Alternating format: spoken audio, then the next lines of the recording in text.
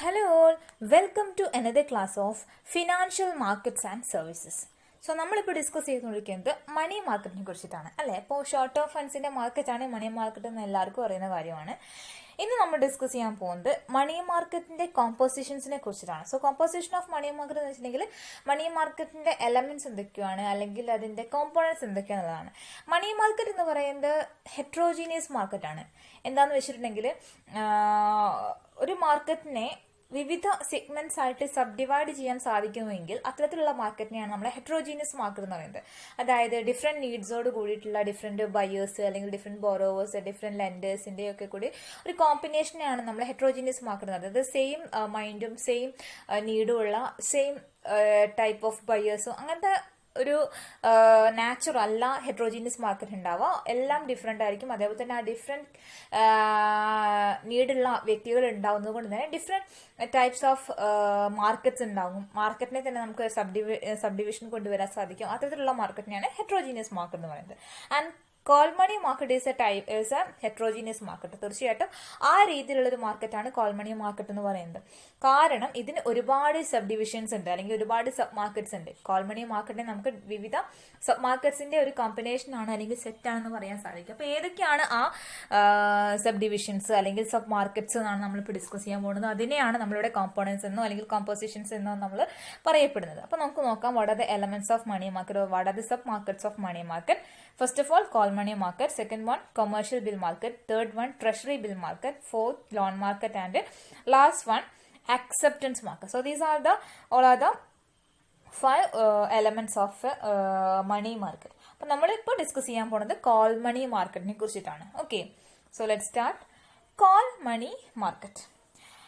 മണി market short term ഫണ്ട്സിന് വേണ്ടിയിട്ടുള്ളതാണ് നമുക്കറിയാം. അപ്പോൾ കോൾ മണി മാർക്കറ്റ് വളരെ ഷോർട്ട് ടേം ഫണ്ട്സിന് വേണ്ടിയിട്ടുള്ള ഒരു മാർക്കറ്റാണ്. അതായത് ഒരു ഓവർനൈറ്റ് യൂസിന് ഒരു ദിവസത്തേക്ക് വേണ്ടി അല്ലെങ്കിൽ ജസ്റ്റ് 24 hours വേണ്ടി മാത്രം അല്ലെങ്കിൽ 2 days അല്ലെങ്കിൽ 3 days മാക്സിമം പോയാൽ 7 days വരെ മെച്യൂരിറ്റി ഉള്ള ഇൻസ്ട്രുമെന്റ്സിന്റെ ഡീലിംഗ് നടത്തുന്ന മാർക്കറ്റിനെയാണ് നമ്മൾ കോൾ മണി മാർക്കറ്റ് എന്ന് പറയപ്പെടുന്നത്. And it is sometimes referred as loans for money at call and short notice. അതായത് നമുക്കിപ്പോൾ ജസ്റ്റ് ഒരു ലോൺ വേണമെന്നുണ്ടെങ്കിൽ we can call a person. അപ്പം നമ്മളൊരു പേഴ്സണെ വിളിക്കുന്ന സമയത്ത് നമുക്ക് ആ ലോൺ അറേഞ്ച് ചെയ്യുന്നത് ഏതിലൂടെ മാത്രമാണ്? കോൾ മണി മാർക്കറ്റിലൂടെ മാത്രമാണ്. അപ്പോൾ അത്രയും നമുക്ക് പെട്ടെന്ന് ഒരു കോളിലൂടെ അല്ലെങ്കിൽ ഷോർട്ട് നോട്ടീസിൽ നമുക്ക് ലോൺ അനുവദിച്ച് കിട്ടുന്ന ഒരു സെന്റർ എന്ന് പറയുന്നത് അല്ലെങ്കിൽ അതിന്റെ ഒരു സിസ്റ്റം എന്ന് പറയുന്നത് അവിടെ എന്തായിരിക്കും? കോൾ മണി മാർക്കറ്റ് ആയിരിക്കും.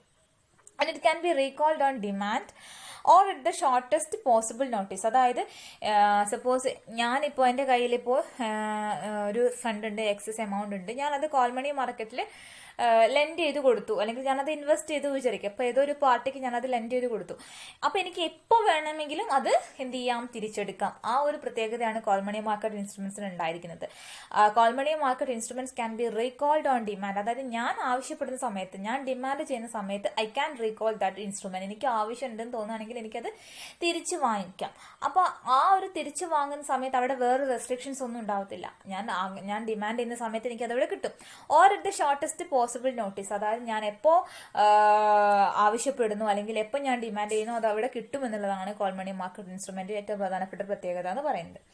ആൻഡ് ഈ കോൾ മണി മാർക്കറ്റിൽ നൽകപ്പെടുന്ന ഫണ്ട് അല്ലെങ്കിൽ അനുവദിച്ച് നൽകുന്ന ലെൻഡ് ചെയ്യുന്ന ഫണ്ടിന് ഒബീവിയസ്ലി എന്തുണ്ടായിരിക്കും? ഇൻട്രസ്റ്റ് റേറ്റ് ഉണ്ടായിരിക്കും അല്ലെ. നമ്മളിപ്പോൾ ലെൻഡ് ചെയ്യുന്നതും ബോറോ ചെയ്യുന്നതും ഒക്കെ ഇൻട്രസ്റ്റ് റേറ്റ് ബേസിസിൽ തന്നെയാണ്. അപ്പോൾ ആ ഒരു ഇൻട്രസ്റ്റ് റേറ്റിനെ നമ്മൾ പറയപ്പെടുന്നത് കോൾ മണി റേറ്റ് എന്നാണ്. So call money rate is the rate at which funds are borrowed and lend. Okay, fund borrow ചെയ്യുകയും ലെൻഡ് ചെയ്യുകയും ചെയ്യുന്ന കോൾ മണി മാർക്കറ്റിൽ ഫണ്ട് ബോറോ ചെയ്യുകയും ലെൻഡ് ചെയ്യുകയും ചെയ്യപ്പെടുന്ന റേറ്റിനെ എന്തെന്ന് പറയുന്നു? കോൾ മണി റേറ്റ് എന്ന് പറയുന്നത്. അല്ലെങ്കിൽ സിംപ്ലി കോൾ റേറ്റ് എന്നും പറയപ്പെടാറുണ്ട് കേട്ടോ. കോൾ മണി റേറ്റ് എന്നും പറയപ്പെടാറുണ്ട് അല്ലെങ്കിൽ കോൾ റേറ്റ് എന്നും പറയപ്പെടാറുണ്ട്.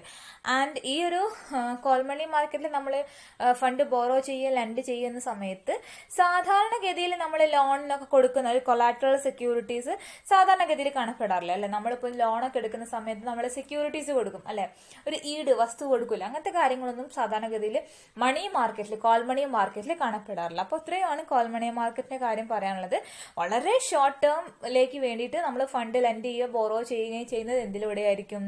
കോൾ മണി മാർക്കറ്റിലൂടെ ആയിരിക്കും. വളരെ ഹൈലി ലിക്വിഡ് ആയിട്ടുള്ള ഇൻസ്ട്രുമെന്റ്സ് ആയിരിക്കും കോൾ മണി മാർക്കറ്റിൽ ഉണ്ടായിരിക്കുക.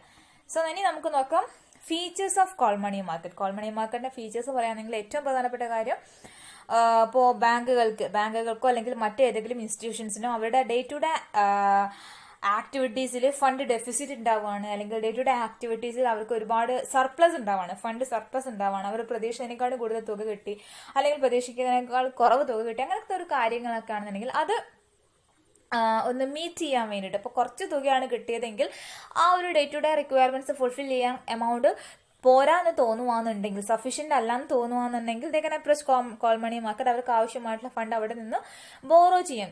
വേണമെങ്കിൽ ഒരു 24 hours അല്ലെങ്കിൽ 2 daysലേക്കൊക്കെ എന്ത് ചെയ്യാം, ബോറോ ചെയ്യാവുന്നതാണ്.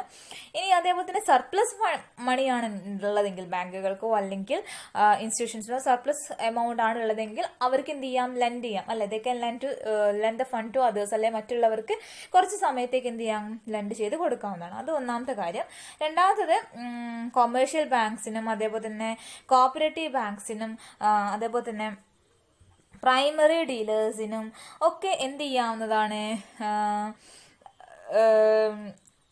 ഒരു കോൾ മണി മാർക്കറ്റിൽ അവരുടെ ക്യാഷ് റിസർവ് റിക്വയർമെന്റ്സിന് അഡ്ജസ്റ്റ് ചെയ്യുന്ന രീതിയിൽ ബോറോ ചെയ്യുകയും ലെൻഡ് ചെയ്യുകയും ചെയ്യാം. ഇപ്പോൾ കൊമേഴ്ഷ്യൽ ബാങ്ക്, കോപ്പറേറ്റീവ് ബാങ്ക് രണ്ടും ബാങ്ക് ആണെന്നുള്ളത് നിങ്ങൾക്ക് അറിയാവുന്ന കാര്യമാണ്. അപ്പോൾ ബാങ്കുകളുടെ ഒരു പ്രധാനപ്പെട്ട കാര്യം എന്ന് പറയുന്നത് RBI നൽകുന്ന ഗൈഡ് ലൈൻസിലുള്ള ഒന്നതാണ്, തീർച്ചയായിട്ടും അവരൊരു സ്റ്റാറ്റ്യൂട്ടറി ലിക്വിഡിറ്റി റേഷ്യോ മെയിൻറ്റെയിൻ ചെയ്യണമെന്നില്ല. എല്ലാ ബാങ്കുകളും ലിക്വിഡ് ഫോമിൽ ഇത്ര പെർസെൻറ്റേജ് ഓഫ് എമൗണ്ട് അല്ലെങ്കിൽ ഇത്ര പെർസെൻറ്റേജ് ഓഫ് ക്യാഷ് അവര് ലിക്വിഡ് ഫോമിൽ, അതായത് ക്യാഷ് ആയിട്ട് തന്നെ റിസർവ് ചെയ്ത് വെക്കണം എന്നുള്ളത് നമുക്ക് അറിയാവുന്ന കാര്യം. അതുപോലെ തന്നെ CRR ഉണ്ട് അല്ലെ, ക്യാഷ് റിസർവ് റേഷ്യോ ഉണ്ട്. ക്യാഷ് എത്ര പെർസെൻറ്റേജ് റിസർവ് ആക്കി വെക്കണം, ഒന്ന് ലിക്വിഡ് ഫോമിലാക്കി വെക്കണം, മറ്റൊന്ന് ക്യാഷ് രൂപത്തിലാക്കി വെക്കണം എന്നുള്ള കാര്യങ്ങളൊക്കെ അറിയുന്നതാണ്. അപ്പോൾ ആ ഒരു ക്യാഷ് റിസർവ് റിക്വയർമെന്റ് അഡ്ജസ്റ്റ് ചെയ്യാൻ വേണമെങ്കിൽ കൊമേഴ്ഷ്യൽ ബാങ്കുകൾക്കും കോപ്പറേറ്റീവ് ബാങ്കുകൾക്കും എന്ത് ചെയ്യാവുന്നതാണ്, മണി മാർക്കറ്റ് യൂസ് ചെയ്യാവുന്നതാണ്. അതായത് അവർ പറഞ്ഞിരിക്കുന്ന ഒരു ദിവസം ആ ഒരു RBI ഗൈഡ് ലൈൻസ് പറഞ്ഞിരിക്കുന്ന അത്രയും തുക അവർക്ക് റിസർവ് ആക്കി മെയിൻറ്റെയിൻ ചെയ്യാൻ സാധിക്കുന്നില്ലെങ്കിൽ, അതിപ്പോൾ കൂടുതലായാലും കുറവായാലും നേരത്തെ പറഞ്ഞതുപോലെ ആരെ ഡിപ്പെൻഡ് ചെയ്യാം, കോൾ മണി മാർക്കറ്റിനെ ഡിപ്പെൻഡ് ചെയ്യാവുന്നതാണ്. പിന്നെ സ്പെസിഫൈഡ് ഓൾ ഇന്ത്യ ഫിനാൻഷ്യൽ ഇൻസ്റ്റിറ്റ്യൂഷൻസിനും അതേപോലെ തന്നെ മ്യൂച്വൽ ഫണ്ട്സിനും ഒക്കെ എന്ത് ചെയ്യാം, കോൾ മണി മാർക്കറ്റിൽ ആക്സസ് ചെയ്യാവുന്നതാണ്. കോൾ മണി മാർക്കറ്റിൽ അല്ലെങ്കിൽ നോട്ടീസ് മണി മാർക്കറ്റിൽ ആക്സസ് ചെയ്യാം ഓൺലി ആസ് ലെൻഡേഴ്സ് എന്ന രീതിയിൽ. പക്ഷെ ബോറോവേഴ്സിന്റെ സ്റ്റാറ്റസ് ഈ പറഞ്ഞിരിക്കുന്ന സ്പെസിഫൈഡ് ഓൾ ഇന്ത്യ ഫിനാൻഷ്യൽ ഇൻസ്റ്റിറ്റ്യൂഷൻസിനും മ്യൂച്വൽ ഫണ്ട്സിനും ലഭിക്കത്തില്ല. ലെൻഡേഴ്സ് എന്നൊരു പ്രാക്ടീസ് മാത്രമേ, അല്ലെങ്കിൽ ലെൻഡിങ് പ്രാക്ടീസ് മാത്രമേ അവർക്ക് നടത്താൻ സാധിക്കത്തുള്ളൂ. ആൻഡ് ഈ ഒരു കോൾ മണി മാർക്കറ്റ് കംപ്ലീറ്റ് ആയിട്ടും ഇന്റർ ബാങ്ക് മാർക്കറ്റ് ആണ്. അതുകൊണ്ട് തന്നെ നോൺ ബാങ്ക് ആക്ടിവിറ്റീസിന് അല്ലെങ്കിൽ നോൺ ബാങ്ക് ആക്ടിവിറ്റീസ് ഇവിടെ സാധ്യമല്ല, അല്ലെങ്കിൽ നോൺ ബാങ്ക് എൻറ്റിറ്റീസിന് ഈ ഒരു മാർക്കറ്റിൽ ആക്സസ് ചെയ്യാൻ സാധിക്കത്തില്ല. അതാണ് മറ്റൊരു ഫീച്ചറായിട്ട് പറയുന്നത്. ഇനി അഞ്ചാമത്തെ കാര്യം പറയുന്നത്, ഈ ഒരു മാർക്കറ്റിൽ നേരത്തെ പറഞ്ഞില്ലേ, ഈ കോൾ മണി റേറ്റ് അല്ലെങ്കിൽ കോൾ റേറ്റ് എന്ന് പറയുന്നത് ഇൻട്രസ്റ്റ് റേറ്റ് ഒക്കെ തീരുമാനിക്കുന്നത് ഈ ലെൻഡേഴ്സും ബോറോവേഴ്സും അവരുടെ ബ്രോക്കേഴ്സും അങ്ങനെ തുടങ്ങിയ വ്യക്തികളാണ്.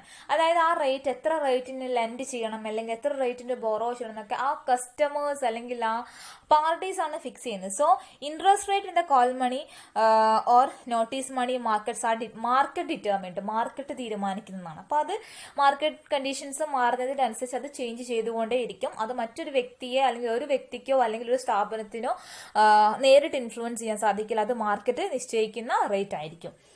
ആൻഡ് സിക്സ്ത് വൺ,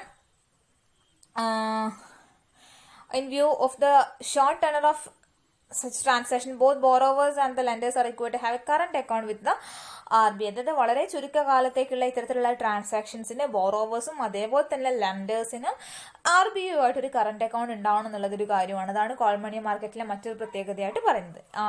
എന്തിൽ കറണ്ട് അക്കൗണ്ട് ആയിരിക്കണം, RBI ആയിട്ട് കറണ്ട് അക്കൗണ്ട് ഉണ്ടായിരിക്കുന്ന ബോറോവേഴ്സിനും ലെൻഡേഴ്സിനുമാണ് ഈ ഒരു കോൾ മണി മാർക്കറ്റിൽ പാർട്ടിസിപ്പൻസ് ആവാൻ സാധിക്കുക. അതായത് RBI ആയിട്ട് കറണ്ട് അക്കൗണ്ട്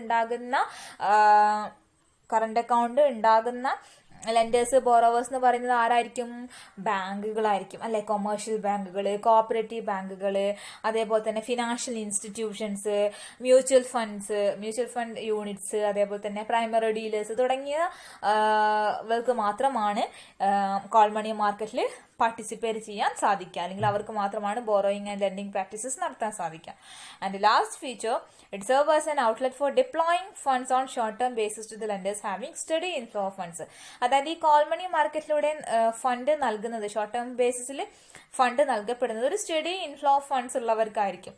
അതായത് ഞാൻ പറഞ്ഞല്ലോ, call money market highly liquid ആണ്. കാരണം എപ്പോൾ റീകോൾ ചെയ്താലും എപ്പോൾ ഡിമാൻഡ് ചെയ്താലും അത് തിരിച്ചടയ്ക്കാൻ ബാധ്യസ്ഥരാകുന്ന അല്ലെങ്കിൽ തിരിച്ചടയ്ക്കാൻ ക്യാപ്പബിൾ ആകുന്ന വ്യക്തികൾക്ക് മാത്രമേ അവിടെ ഫണ്ട് അനുവദിച്ചു കൊടുക്കത്തുള്ളൂ. സോ ഒരു സ്റ്റേബിൾ ഇൻഫ്ലോ ഓഫ് ഫണ്ട് ഉള്ള വ്യക്തികൾക്ക് മാത്രമാണ് ഷോർട്ട് ടേം ബേസിസിൽ എന്ത് കൊടുക്കപ്പെടാറുള്ളൂ, ഫണ്ട് നൽകപ്പെടാറുള്ളൂ. So these all are the features of call money market. Okay, ഇനി നമുക്ക് ഡിസ്കസ് ചെയ്യാനുള്ളത് കോൾ മണി മാർക്കറ്റ് ഓപ്പറേഷൻസും അതേപോലെ തന്നെ കോൾ മണി മാർക്കറ്റ് പാർട്ടിസിപ്പൻസും ആണ്. അപ്പോൾ നമുക്ക് നോക്കാം എങ്ങനെയാണ് ഓപ്പറേഷൻസ് നടത്താന്നുള്ളത്. ഇപ്പോൾ പറഞ്ഞ രീതിയിൽ ഞാൻ നേരത്തെ പറഞ്ഞു, കോൾ മണി മാർക്കറ്റ് ജസ്റ്റ് ഒരു കോളിൽ നമുക്ക് എന്ത് കിട്ടുന്നു, ലോൺ ലഭിക്കുന്നു. അത് തന്നെയാണ് ഇവിടെ ഉദ്ദേശിക്കുന്നത്. ഓക്കെ, അപ്പോൾ ഈ ഒരു കോൾ മണി മാർക്കറ്റ് ഓപ്പറേഷൻസ് എന്ന് പറയുന്നത് ഓവർ ദ ടെലിഫോൺ മാർക്കറ്റ് ആണ്. അതായത് it is an over the telephone market. അതായത് ടെലിഫോണിലൂടെയാണ് കാര്യങ്ങൾ നടത്തുന്നത്. ബോറോവേഴ്സും ലെൻഡേഴ്സും ഒരു ടെലിഫോണിലൂടെ ആണ് കണക്ട് ചെയ്യപ്പെടുന്നത്. എമൗണ്ടും ഇൻട്രസ്റ്റ് റേറ്റും അതിൻ്റെ ഒരു ടൈമും ഒക്കെ അവർ തീരുമാനിക്കുന്നത് ടെലിഫോണിലൂടെയാണ്. ആ ടെലിഫോണിലൂടെ സംസാരിച്ച് കഴിഞ്ഞതിന് ശേഷമാണ് ലെൻഡർ എന്ത് ചെയ്യപ്പെടുന്നത്, ബോറോവർക്ക് ഫേവറബിൾ ആവുന്ന രീതിയിൽ ചെക്ക് ഇഷ്യൂ ചെയ്യുന്നു. അങ്ങനെ ചെക്ക് ഇഷ്യൂ ചെയ്തിട്ട് ആ ഒരു ചെക്ക് ബോറോവറുടെ കയ്യിൽ എത്തിയിട്ടുണ്ടെങ്കിൽ ബോറോവർ അതിനൊരു റെസീപ്റ്റ് ഇഷ്യൂ ചെയ്ത് കൊടുക്കുന്നു. ഇവിടെ ശ്രദ്ധിക്കാം, ലെൻഡർ എന്ത് ചെയ്യുന്നു, ബോറോവർക്ക് ചെക്ക് ഇഷ്യൂ ചെയ്യുന്നു. അതായത് ഫണ്ട് കൊടുക്കുന്ന രീതിയിൽ ലെൻഡർ ബോറോവർക്ക് ചെക്ക് ഇഷ്യൂ ചെയ്ത് കൊടുക്കുന്നു. ആ ചെക്ക് റിസീവ് ചെയ്യുന്ന സമയത്ത് ബോറോവർ എന്ത് കൊടുക്കുന്നു, ഒരു റെസീപ്റ്റ് ഇഷ്യൂ ചെയ്യുന്നു. അങ്ങനെ ലോൺ കൊടുക്കുന്നു. ലോൺ കൊടുത്തു കഴിഞ്ഞിട്ടുണ്ടെങ്കിൽ on payment of loan and interest the receipt is return to the lender. അതായത് ആ ഒരു ലോണ് പേയ്മെന്റ് ചെയ്ത് കഴിഞ്ഞിട്ടുണ്ടെങ്കിൽ ആ ഒരു റെസീപ്റ്റ് ആർക്ക് റിട്ടേൺ ചെയ്ത് കൊടുക്കുന്നു, ലെൻഡർക്ക് റിട്ടേൺ ചെയ്ത് കൊടുക്കുന്ന ഓപ്പറേഷനാണ് കോൾ മണി മാർക്കറ്റിൽ സാധാരണഗതിയിൽ നടത്തപ്പെടാറുള്ളത്. ഇനി പാർട്ടിസിപ്പൻസ് ആരൊക്കെയാന്നുള്ളത് തൊട്ട് മുമ്പ് നമ്മൾ പറഞ്ഞു. ആരൊക്കെയാണ് പാർട്ടിസിപ്പൻസ്? കൊമേഴ്ഷ്യൽ ബാങ്ക്സ് ഉണ്ടായിരിക്കും, മ്യൂച്വൽ ബാങ്ക്സ് കോഓപ്പറേറ്റീവ് ബാങ്ക്സ് ഉണ്ടായിരിക്കും, പിന്നെ സ്റ്റേറ്റ് ബാങ്ക്സ്. തീർച്ചയായിട്ടും സ്റ്റേറ്റ് ബാങ്ക് ഓഫ് ഇന്ത്യ ഒരു പാർട്ടിസിപ്പന്റ് തന്നെയാണ്. അതേപോലെ തന്നെ IDBI, UTI, unit of India, DFHI means discount and finance house of India, അതേപോലെ തന്നെ NABARD, LIC, general insurance corporations. ഇവയെല്ലാം കോൾ മണി മാർക്കറ്റിലെ ലെൻഡേഴ്സ് ആണ്. Commercial banks and cooperative banks both supply and demand side ഉണ്ട് കേട്ടോ. അവിടെ ശ്രദ്ധിക്കുക, commercial ബാങ്ക്സിനും cooperative ബാങ്ക്സും lenders ആയിട്ടും ബോറോവേഴ്സ് ആയിട്ടും പ്രവർത്തിക്കുന്നുണ്ട്. ഞാൻ ഇപ്പോൾ പറഞ്ഞ IDBI, UTI, DFHI, NABARD, LIC, GIC ഈ സ്ഥാപനങ്ങളൊക്കെ ലെൻഡേഴ്സ് ആയിട്ടാണ് പ്രവർത്തിക്കുന്നത്. അപ്പോൾ ടോട്ടൽ ഒരു മണി മാർക്കറ്റിൽ ഉണ്ടാകുന്ന ടോട്ടൽ ലെൻഡിങ് പ്രാക്ടീസസിന്റെ ഒരു 80% എമൗണ്ട് സപ്ലൈ ചെയ്യുന്നത് ഈ പറഞ്ഞിരിക്കുന്ന IDBI, UTI, DFHI, NABARD, LIC, GIC തുടങ്ങിയവയാണ്. ബാക്കി വരുന്നവയാണ് ഈ പറയുന്ന കൊമേഴ്ഷ്യൽ ബാങ്ക്സും കോപ്പറേറ്റീവ് ബാങ്ക്സും ഒക്കെ നടത്തപ്പെടുന്നത്. പിന്നെ ബോറോവേഴ്സിനെ കുറിച്ച് പറയുകയാണെന്നുണ്ടെങ്കിൽ, ഇപ്പോൾ ബോറോവേഴ്സിനെ കുറിച്ച് ഇപ്പം നേരത്തെ കുറച്ച് മുമ്പ് നമ്മൾ ലെൻഡേഴ്സിനെ കുറിച്ച് മാത്രം പറഞ്ഞു. ഇനി ബോറോവേഴ്സിനെ കുറിച്ച് മാത്രം പറയുകയാണെന്നുണ്ടെങ്കിൽ പബ്ലിക് സെക്ടർ ബാങ്ക്സ് ആണ് കൂടുതലായിട്ടും ബോറോ ചെയ്യുന്നത്. ടോട്ടൽ ഡിമാൻഡിന്റെ ഏകദേശം 80% കൺസിസ്റ്റ് ചെയ്യുന്നത് പബ്ലിക് സെക്ടർ ബാങ്ക്സ് ആണ് അത് കൂടുതലും ബോറോ ചെയ്യുന്നത്. ബാക്കി വരുന്ന 20% ഫോറിൻ ബാങ്ക്സും അതേപോലെ തന്നെ പ്രൈവറ്റ് സെക്ടർ ബാങ്ക്സും ആണ്. പിന്നെ ഈ ഒരു കോൾ മണി ട്രാൻസാക്ഷൻസ് കൂടുതൽ നടത്തപ്പെടുന്നത് discount and finance house of ഇന്ത്യയിലൂടെയാണ്, DFHIയിലൂടെയാണ്. DFHI ാണ് നമ്മൾ ഈ ബോറോവേഴ്സും ലെൻഡേഴ്സും ഒക്കെ എന്ത് ചെയ്യുന്നത്, മീറ്റ് ചെയ്യുന്നത്. അങ്ങനെ മീറ്റ് ചെയ്തതിന് ശേഷം ബോറോവേഴ്സും ലെൻഡേഴ്സും അവരുടെ ഫണ്ടും റേറ്റും കാര്യങ്ങളൊക്കെ ഡീൽ ചെയ്ത് കഴിഞ്ഞിട്ടുണ്ടെങ്കിൽ after confirming the deal settlement advice is exchange. അത് അവർ തമ്മിൽ ഒരു ഡീൽ സെറ്റിൽമെന്റ് അഡ്വൈസ് എക്സ്ചേഞ്ച് ചെയ്യുന്നു. ആ രീതിയിലാണ് ഇവിടെ പ്രാക്ടീസസ് നടത്തപ്പെടാറുള്ളത്. അപ്പം ശ്രദ്ധിക്കുക, രണ്ട് പ്രാക്ടീസും ലെൻഡിങ്ങും ബോറോയിങ്ങും നടത്തപ്പെടുന്ന പാർട്ടിസിപ്പൻസ് എന്ന് പറയുന്നത് കൊമേഴ്ഷ്യൽ ബാങ്ക്സും കോപ്പറേറ്റീവ് ബാങ്ക്സും ആണ്. ലെൻഡിങ് മാത്രം നടത്തുന്നത് IDBI, UTI, DFHI, NABARD, LIC, GIC തുടങ്ങിയ സ്ഥാപനങ്ങളും. ബോറോയിങ്സ് കൂടുതൽ നടത്തുന്നത് പബ്ലിക് സെക്ടർ ബാങ്ക്സ് ആണ്. പിന്നെ വളരെ ചുരുക്കം ഫോറിൻ ബാങ്ക്സും പ്രൈവറ്റ് സെക്ടർ ബാങ്ക്സും ഉണ്ട്. ദെൻ ഇനി നമുക്ക് ഡിസ്കസ് ചെയ്യാനുള്ളത് കോൾ മണി മാർക്കറ്റ്സ് ഇൻ ഇന്ത്യയാണ്. അത് നമുക്ക് വളരെ ഡീറ്റെയിൽ ആയിട്ടൊന്നും നമ്മൾ പോകുന്നില്ല, ജസ്റ്റ് ഒന്ന് നോക്കി പോകാം. സാധാരണഗതിയിൽ കോൾ മണി മാർക്കറ്റ് സിറ്റുവേറ്റ് ചെയ്യാറ് അല്ലെങ്കിൽ ലൊക്കേറ്റ് ചെയ്യാറ് ഡെവലപ്ഡ് ഏരിയയിൽ അല്ലെങ്കിൽ ഇൻഡസ്ട്രിയൽ സെന്റേഴ്സിലാണ്. നമുക്കറിയാം നമ്മുടെ മെട്രോ സിറ്റീസ് ആയിട്ടിരിക്കുന്ന മുംബൈ, കൊൽക്കത്ത, ഡൽഹി, ചെന്നൈ തുടങ്ങിയ സിറ്റീസിലും അതേപോലെ തന്നെ അഹമ്മദാബാദ് തുടങ്ങിയ ഇൻഡസ്ട്രിയൽ സെന്റേഴ്സിലാണ് സാധാരണഗതിയിൽ കോൾ മണി മാർക്കറ്റ് ലൊക്കേറ്റ് ചെയ്യപ്പെടാറുള്ളത്. ബാങ്കുകളാണ് സാധാരണഗതിയിൽ ഇത് യൂട്ടിലൈസ് ചെയ്യുന്നത്. അപ്പോൾ the banks that are in need of temporary ഫണ്ടാണ്, ടെമ്പററി ഫണ്ട് നോട്ട് ഫണ്ട് ആണ് ഇത്തരത്തിലുള്ള ലോൺ എടുക്കുകയും അല്ലെങ്കിൽ അവർക്ക് എക്സസ് ഫണ്ട് ഉണ്ടെങ്കിൽ അത് അവർ ലെൻഡ് ചെയ്യുകയും ചെയ്യുന്നത്. അതുകൊണ്ട് തന്നെ അപ്പൊ കൂടുതലും ഇവത്തിന് ഡിപ്പെൻഡ് ചെയ്യും. നമ്മൾ കുറച്ച് നേരത്തെ പറഞ്ഞ കാര്യങ്ങളിലൊക്കെ വെച്ച് നോക്കുമ്പോൾ കൂടുതൽ ട്രാൻസാക്ഷൻസ് നടത്തുന്നത് കൊമേഴ്ഷ്യൽ ബാങ്ക്സ് ആണ് അല്ലെങ്കിൽ കോപ്പറേറ്റീവ് ബാങ്ക്സ് ആണ്. അപ്പൊ ബാങ്കുകളാണ് ഇതിൽ കൂടുതലും പാർട്ടിസിപ്പേറ്റ് ചെയ്യുന്നത് കൊണ്ട് തന്നെ ഇതിനെ നമുക്ക് inter bank call money market എന്ന് പറയാം. ഓക്കെ, എന്താണ് inter bank call money market എന്ന് പറയാം. അപ്പോ ഇത്രയുമാണ്. ഇനി നമുക്ക് നോക്കാം what are the merits of call money market. ഏറ്റവും പ്രധാനപ്പെട്ട ഒരു മെറിറ്റ് എന്ന് പറയുന്നത് പ്രോഫിറ്റബിലിറ്റി ആണ്. ഓക്കെ, അപ്പോൾ എങ്ങനെയാ പ്രോഫിറ്റബിലിറ്റി ഉണ്ടാവുക എന്ന് വെച്ചിട്ടുണ്ടെങ്കിൽ ബാങ്കുകളാണല്ലോ ഇതിന് ഏറ്റവും പ്രധാനപ്പെട്ട പാർട്ടിസിപ്പന്റ് എന്ന് പറഞ്ഞിരിക്കുന്നത്. അപ്പോൾ ബാങ്കുകളുടെ കൈവശം സർപ്ലസ് ഫണ്ട് ഉണ്ടാവുകയാണെന്നുണ്ടെങ്കിൽ bank can invest such surplus fund, അല്ലെങ്കിൽ ബാങ്കുകൾക്ക് ആ സർപ്ലസ് ഫണ്ട് ഇൻവെസ്റ്റ് ചെയ്യാം. എപ്പോൾ ഇൻവെസ്റ്റ് ചെയ്യാം? കോൾ മണി മാർക്കറ്റിൽ എപ്പോഴാണ് കോൾ റേറ്റ് ഹൈ ആയിരിക്കുന്നത് ആ സമയത്ത് ഇൻവെസ്റ്റ് ചെയ്യാം, അല്ലെ? ലോ ആയിരിക്കുന്ന സമയത്ത് നമുക്കത് ബേസിക് ആയിട്ട് നമുക്ക് ചിന്തിക്കാവുന്ന കാര്യമാണ്. അപ്പം when the call money market rate is high, അല്ലെ, എപ്പോഴാണ് കോൾ റേറ്റ് ഹയർ ആവുക അപ്പോൾ ഇൻവെസ്റ്റ് ചെയ്യുവാന്നുണ്ടെങ്കിൽ പ്രോഫിറ്റബിലിറ്റി ഉണ്ടാകും ബാങ്കുകൾക്ക്, അല്ലെ? പിന്നെ രണ്ടാമത്തെ കാര്യം ഹയർ ലിക്വിഡിറ്റി ആണ്. നമുക്കറിയാം കോൾ മണി മാർക്കറ്റിൽ ഇൻവെസ്റ്റ് ചെയ്തിട്ടുണ്ടെങ്കിൽ നമുക്ക് അത് എപ്പോൾ വേണമെങ്കിലും റീകോൾ ചെയ്യാം. അപ്പോൾ അതായത് നമുക്ക് എക്കണോമിക് കണ്ടീഷൻസ് അല്ലെങ്കിൽ മോണിറ്ററി കണ്ടീഷൻസ് ഒക്കെ ബെനിഫിഷ്യൽ ആണെന്ന് തോന്നുവാന്നുണ്ടെങ്കിൽ നമുക്ക് മണി മാർക്കറ്റിൽ എന്ത് ചെയ്യാവുന്നതാണ്? ഇൻവെസ്റ്റ് ചെയ്യാവുന്നതാണ്. അതേപോലെ തന്നെ കൊമേഴ്ഷ്യൽ ബാങ്കുകൾക്ക് അവരുടെ ലാർജ് പേയ്മെന്റ്സ് ആൻഡ് റെമിറ്റൻസ് ആവശ്യങ്ങൾ മീറ്റ് ചെയ്യാൻ വേണ്ടിയിട്ട് പ്രത്യേകിച്ച് ഡിഫിക്കൽട്ടി ഒന്നും ഇല്ലാതെ പെട്ടെന്ന് ഫണ്ട് റേസ് ചെയ്യാൻ ബാങ്കുകൾക്ക് എന്തിനെ അപ്രോച്ച് ചെയ്യാം? കോൾ മണി മാർക്കറ്റിനെ അപ്രോച്ച് ചെയ്യാം. Because call money instruments are highly liquid instruments. നമുക്ക് പെട്ടെന്ന് നമ്മുടെ ക്യാഷിലേക്ക് കൺവേർട്ട് ചെയ്യാൻ സാധിക്കുന്ന ഇൻസ്ട്രുമെന്റ്സ് ആണ്. സോ മറ്റൊരു മെറിറ്റ് ഹൈ ലിക്വിഡിറ്റി ആണ്. ഇനി മൂന്നാമത്തത് എന്ന് പറയുന്നത് സേഫ് ആണ്. കോൾ ലോൺസ് സെക്യൂർഡ് ആണെന്നാണ് പറയപ്പെടാറുള്ളത്. ബട്ട് സംടൈംസ് ഇത് സെക്യൂർഡ് അല്ലെങ്കിലും ഇറ്റ് ഈസ് സേഫ്. കാരണം ഈ കോൾ ലോൺസിലുള്ള പാർട്ടിസിപ്പൻസ് അല്ലെങ്കിൽ കോൾ മണി മാർക്കറ്റിലെ പാർട്ടിസിപ്പൻസിന് സ്ട്രോങ് ഫിനാൻഷ്യൽ ബാക്കിംഗ് ഉള്ള പാർട്ടിസിപ്പൻസ് ആണ്. ഓൾറെഡി പറഞ്ഞു കഴിഞ്ഞു, കൊമേഴ്ഷ്യൽ ബാങ്ക്സ്, കോപ്പറേറ്റീവ് ബാങ്ക്സ്, അതേപോലെ തന്നെ മറ്റു ഫിനാൻഷ്യൽ ഇൻസ്റ്റിറ്റ്യൂഷൻസ് ഒക്കെയാണ് ഇതിന്റെ പാർട്ടിസിപ്പൻസ് ആയിട്ട് വരുന്നത്. അതേപോലെ തന്നെ ഇത്തരത്തിലുള്ള വലിയ ഫിനാൻഷ്യൽ ബാക്കിംഗ് ഉള്ള പാർട്ടിസിപ്പൻസ് ആണെങ്കിൽ പോലും വളരെ ചീപ്പായിട്ട് എന്ത് കിട്ടും? ലോൺസ് കിട്ടും. Because the brokers are not permitted to operate in the call market. അതായത് ആ ഡീലേഴ്സ് തമ്മിൽ ഡയറക്റ്റ് ആയിട്ടുള്ള ഡീലിംഗ് ആണുള്ളത്, അല്ലെ? ജസ്റ്റ് ഒരു ഫോൺ കോളിൽ അവർ നെഗോഷിയേറ്റ് ചെയ്യുന്ന പ്രാക്ടീസ് ആണ് ഇവിടെ ഉള്ളത്. അതുകൊണ്ട് തന്നെ ഒരു ബ്രോക്കറേജ് അല്ലെങ്കിൽ അത്തരത്തിലുള്ള ട്രാൻസാക്ഷൻ കോസ്റ്റ്, ചാർജസ് അങ്ങനത്തെ കാര്യങ്ങളൊന്നും ഇവിടെ ഇല്ല. അപ്പൊ അതുകൊണ്ട് തന്നെ ഹൈലി സേഫ് ആണ്, ചീപ്പും ആണ്. And fourth one, it helps the central bank. നമുക്കറിയാം നമ്മുടെ കൺട്രിയിൽ മണി സപ്ലൈയിലും അതേപോലെ തന്നെ ഡിമാൻഡിലും ചേഞ്ചസ് ഉണ്ടാകുമ്പോൾ അത് എവിടെ റിഫ്ലക്ട് ചെയ്യപ്പെടുന്ന പറയുന്നത് it is very well reflected in call money market. അതായത് കോൾ മണി മാർക്കറ്റിൽ അത് റിഫ്ലക്ട് ചെയ്യപ്പെടും. അതായത് ഇപ്പോൾ ഇൻഡിവിജ്വൽസിന്റെ കയ്യിൽ അല്ലെങ്കിൽ പബ്ലിക്കിന്റെ കയ്യിൽ കൂടുതൽ ഫണ്ട് എത്തിച്ചേരുവാന്നുണ്ടെങ്കിൽ തീർച്ചയായിട്ടും അത് കോൾ മണി മാർക്കറ്റിൽ സപ്ലൈ കൂടും. അതേപോലെ തന്നെ പബ്ലിക്കിന്റെ കയ്യിൽ ഫണ്ട് കുറവാണെന്നുണ്ടെങ്കിൽ കോൾ മണി മാർക്കറ്റിൽ ഡിമാൻഡ് കൂടും. അപ്പോൾ അത് അവിടെ റിഫ്ലക്ട് ചെയ്യപ്പെടും. അങ്ങനെയുള്ള റിഫ്ലക്ഷൻ നമുക്ക് കാണാൻ സാധിക്കുവാന്നുണ്ടെങ്കിൽ സെൻട്രൽ ബാങ്കിന് അത് വളരെ ഹെൽപ്ഫുൾ ആയിരിക്കും. കാരണം ഒരു അപ്രോപ്രിയേറ്റ് മോണിറ്ററി പോളിസി ജനറേറ്റ് ചെയ്യാൻ അല്ലെങ്കിൽ ക്രിയേറ്റ് ചെയ്യാൻ വേണ്ടി. കാരണം ഏറ്റവും പ്രധാനപ്പെട്ട ഒരു കാര്യം നമുക്കറിയാം, ഇപ്പം മണി സപ്ലൈ കൂടുവാന്നുണ്ടെങ്കിൽ അത് നമുക്ക് ഫിനാൻഷ്യൽ സിസ്റ്റത്തിനെ വളരെ ബാഡായിട്ട് ബാധിക്കുന്ന ഒരു ഇഷ്യൂയിലേക്കാണ് മാറുന്നത്. കാരണം ഇൻഫ്ലേഷൻ അല്ല. അപ്പോൾ ആ ഇൻഫ്ലേഷൻ ഉണ്ടാകുമ്പോൾ നമുക്കത് തടഞ്ഞേ പറ്റുള്ളൂ.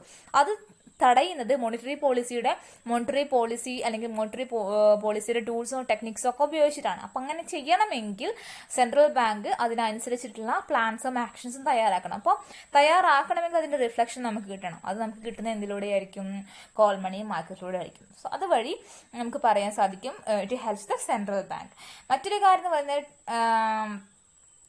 It helps to maintain statutory reserve requirements. നേരത്തെ പറഞ്ഞു ബാങ്കുകളിൽ ചില സ്റ്റാറ്റ്യൂട്ടറി റിസർവ് റിക്വയർമെന്റ്സ് ഉണ്ട്, CRR SLR പോലെയുള്ള റിസർവ് റിക്വയർമെന്റ്സ് ഉണ്ട്. ആ റിസർവ് റിക്വയർമെന്റ്സ് മെയിൻറ്റെയിൻ ചെയ്യാൻ കോൾ മണി മാർക്കറ്റ് ഹെൽപ്പ് ചെയ്യുന്നു. എങ്ങനെയാണെന്നുള്ളത് നേരത്തെ പറഞ്ഞു കഴിഞ്ഞ കാര്യം തന്നെയാണ് അല്ലെ. ഫണ്ട് ഡെഫിസിറ്റ് ആണെന്നുണ്ടെങ്കിൽ കോൾ മണി മാർക്കറ്റിനെ അപ്രോച്ച് ചെയ്യാം ഫോർ റേസിംഗ് ഫണ്ട്സ്. അതേപോലെ തന്നെ സർപ്ലസ് ഫണ്ട് ഉണ്ടെങ്കിൽ അത് കോൾ മണി മാർക്കറ്റിൽ ഇൻവെസ്റ്റ് ചെയ്തിട്ട് പ്രോഫിറ്റബിൾ ആയിട്ട് നമുക്ക് അതിന്റെ ഇൻവെസ്റ്റ്മെന്റ് ചെയ്യാവുന്നതാണ്. അപ്പൊ കാര്യങ്ങളൊക്കെയാണ് കോൾ മണി മാർക്കറ്റിന്റെ മെറിറ്റ് ആയിട്ട് പറയുന്നത്.